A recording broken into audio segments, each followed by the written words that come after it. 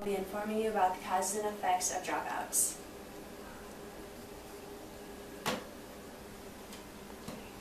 And I am credible for this speech because I have taken many education classes that have dealt with students who drop out, as well as doing further research on this information. The national statistics makes the dropout problem in the United States incredibly evident and overwhelming. There are many reasons why students drop out of high school. The three main reasons why students drop out of high school are low grade point averages, social factors, and drug use. And these need to be prevented by prevention programs. The statistics are extremely evident, and it is heartbreaking knowing that students who drop out will not have the higher paying jobs and the superior careers as high school graduates will. According to an article written by Mindy Duro, in October 2000, 10.9 of the 35 million youth ages 16 to 24 were dropouts. And I also found in the Journal of Educational Psychology, factors as to why students drop out should be noticed before 10th grade to provide clues to early dropout prevention. Young adolescents who drop out of high school are more liable to do the adult roles. The minority students, census data shows that some students, especially minority students, drop out of high school before they even reach high school. And other studies show that 10th grade is the year that most students drop out, even if they even make it to high school.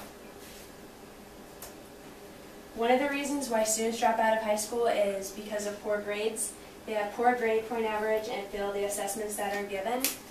And educators need to be aware of every student's learning style because that is the most important part in teaching.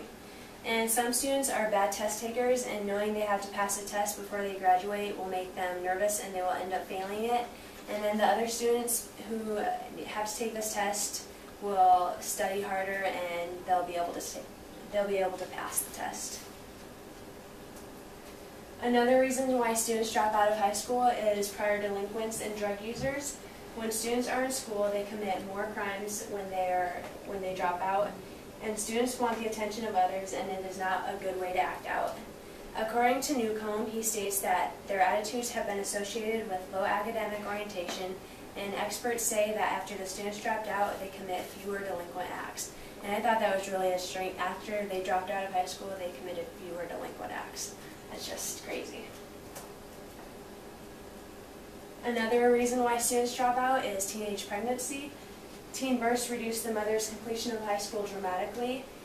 And in my high school, there was many teenagers that got pregnant in high school. Some stayed in high school and finished, and some had to drop out because of their situation. And some effects of dropping out: individual self-worth can be lowered because of negative stigma placed on dropping out by society. There are many people that judge others who drop out, and they're called name and place and picked on. They are also influenced by their peers, and that makes the students get into trouble. They get picked on.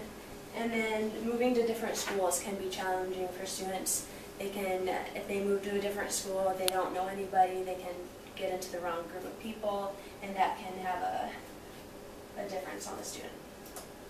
Some motivational resources: students are more likely to stay in school if their teachers support them, and information needs to be interesting and fun to learn about.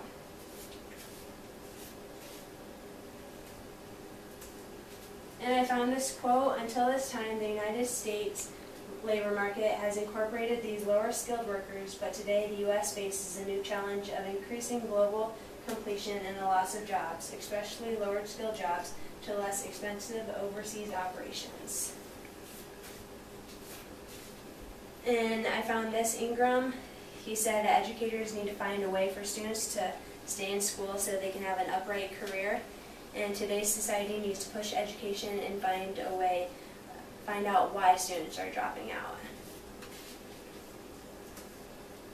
And changes in attitudes, school attendance policies, teachers' behavior discipline policies, and peers are all factors that could have made students stay in school.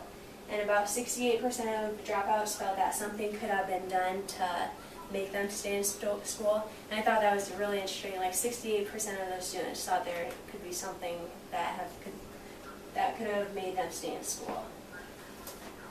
And back to the graduation exams.